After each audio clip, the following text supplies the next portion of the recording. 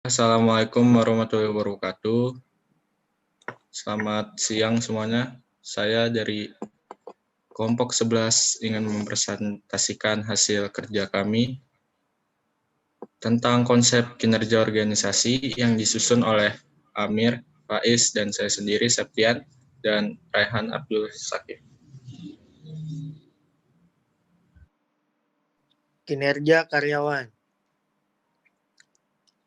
Pengertian kinerja karyawan. Kinerja berasal dari kata job performance.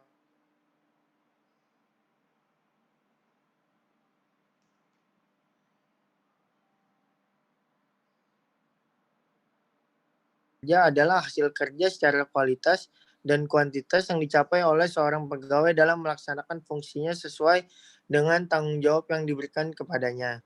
Manajemen kinerja adalah keseluruhan kegiatan yang dilakukan untuk meningkatkan kinerja perusahaan atau organisasi, termasuk kerja masing-masing individu dan kelompok kerja di perusahaan tersebut. Kinerja merupakan hasil kerja dari tingkah laku.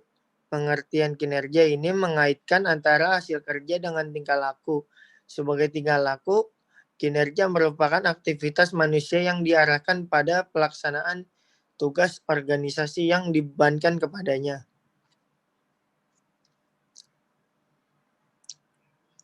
Faktor-faktor yang mempengaruhi kinerja karyawan, efektivitas dan efisiensi. Bila suatu tujuan tertentu akhirnya bisa dicapai, kita boleh mengatakan bahwa kegiatan tersebut efektif. Tetapi apabila akibat-akibat yang tidak dicari kegiatan menilai yang penting dari hasil yang dicapai sehingga mengakibatkan kepuasan walaupun efektif dinamakan tidak efisien. 2. Otoritas wewenang. Otoritas merupakan sifat dari suatu komunikasi atau perintah dalam suatu organisasi formal yang dimiliki seorang anggota organisasi kepada anggota yang lain untuk melakukan suatu kegiatan kerja sesuai dengan kontribusinya. 3. Disiplin. Disiplin adalah taat kepada hukum dan peraturan yang berlaku. Jadi disiplin karyawan adalah kegiatan karyawan yang bersangkutan dalam menghormati perjanjian kerja dengan organisasi di mana dia bekerja. 4. Inisiatif. Inisiatif yaitu berkaitan dengan daya pikir dan kreativitas dalam membentuk ide untuk merencanakan sesuatu yang berkaitan dengan tujuan organisasi.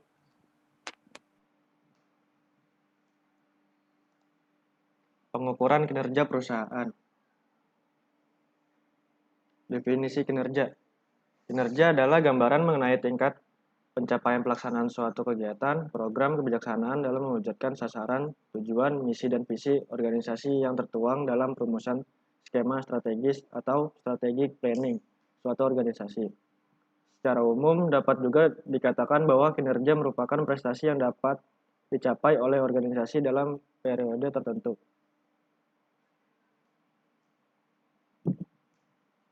Pengukuran kinerja perusahaan.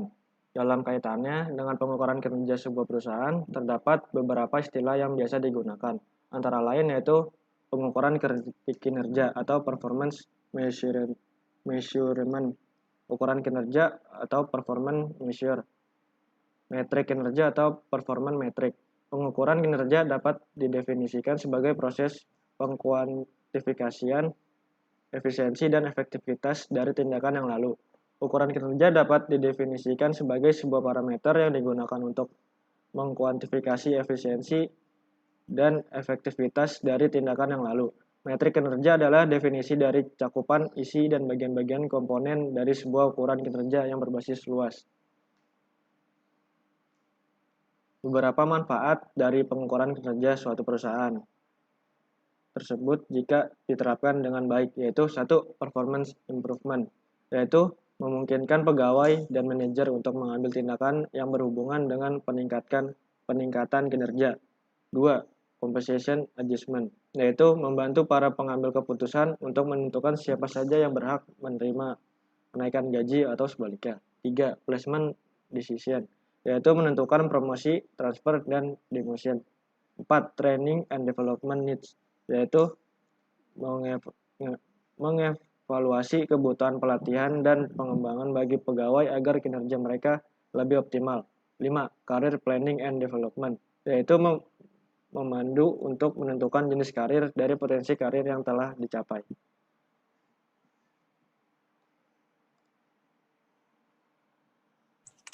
Terus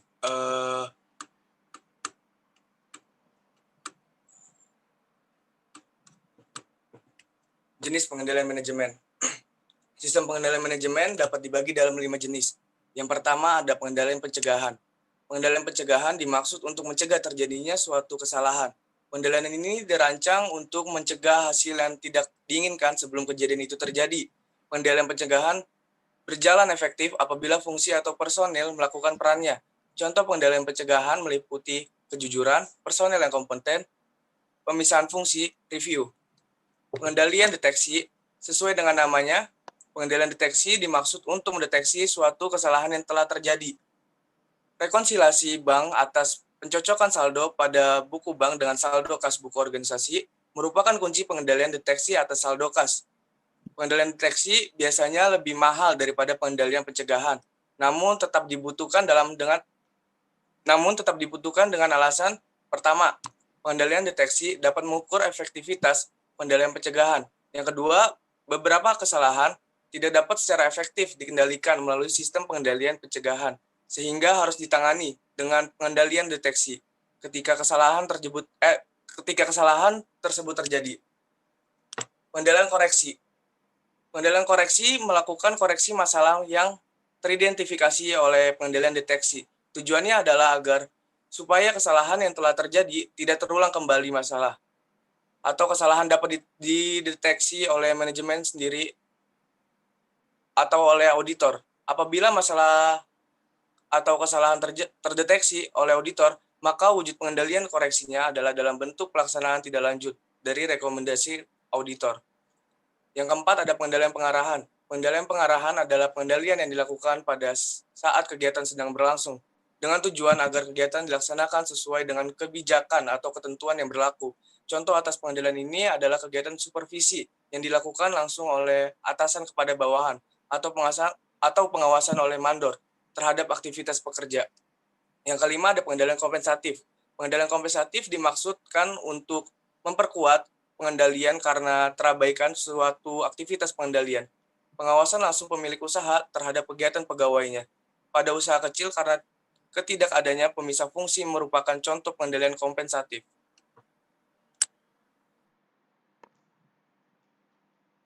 Selanjutnya adalah karakteristik pengendalian yang efektif. Pengendalian adalah aktivitas pengawasan untuk memastikannya tercapai sesuai rencana dan mengoreksi setiap deviasi signifikan. Pengendalian dilakukan dengan tujuan supaya apa yang telah direncanakan dapat dilaksanakan dengan baik, sehingga dapat mencapai target maupun tujuan yang ingin dicapai. Sedangkan efektif adalah pencapaian tujuan secara tepat atau memilih tujuan-tujuan yang tepat dari serangkaian alternatif atau pilihan cara dan menentukan pilihan dari beberapa pilihan yang lainnya. Jadi, pengendalian efektif adalah proses memastikan aktivitas yang dijalankan sesuai dengan aktivitas yang direncanakan dan dilaksanakan dengan baik, sehingga mencapai target dan tujuan yang ingin dicapai dengan tepat. Adapun juga langkah-langkah proses pengendalian. Yang pertama, menentukan standar-standar yang akan digunakan sebagai dasar pengendalian. Yang kedua, mengukur pelaksanaan atau hasil yang telah dicapai. Yang ketiga, ada membandingkan pelaksanaan atau hasil dengan standar, menentukan penyimpangan jika ada. Yang keempat, melakukan tindakan perbaikan jika terdapat penyimpangan. Adapun juga karakteristik controlling efektif. Yang pertama, akurat, tepat waktu, objektif, dan menyeluruh, terpusat pada titik controlling yang strategis, realistik secara ekonomis, terkoordinasi dengan aliran kerja organisasi, fleksibel, habis itu ada bersifat sebagai petunjuk dan operasional, realistik secara organisasional, dan yang terakhir ada diterima para anggota organisasi. Ya, mungkin segini aja dari kelompok kami. Penjelasan yang tidak baik mohon dimaafkan. Kurang lebihnya mohon maaf. Wassalamualaikum warahmatullahi wabarakatuh.